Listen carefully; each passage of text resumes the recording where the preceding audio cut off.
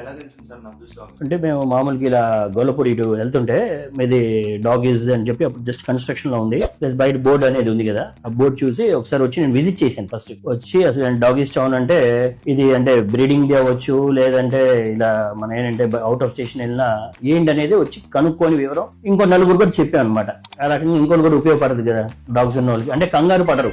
మనం బయటికి ఎక్కడైనా వెళ్తే మనం ఇక్కడ ఒక సేఫ్ అనేది ఉంది అని చెప్పి ఆ రకంగా అనేది. మీ డాగ్ ఫస్ట్ టైం ఎప్పుడు పెట్టారు? మీ డాగ్ మేము లాస్ట్ మా డాగ్ పేరు వచ్చి ప్రిన్స్ అండి, మాది జర్మన్ షెపర్డ్. మేము లాస్ట్ పెట్టినప్పుడు అది 7 or 8 months బేబీ. లాస్ట్ మేము ఒక 4 or 5 months బ్యాక్ పెట్టామండి ఇక్కడ. ఇట్ ఈస్ వెరీ గుడ్, మేము కూడా సాటిస్ఫై అయ్యాం. Dog is also very good.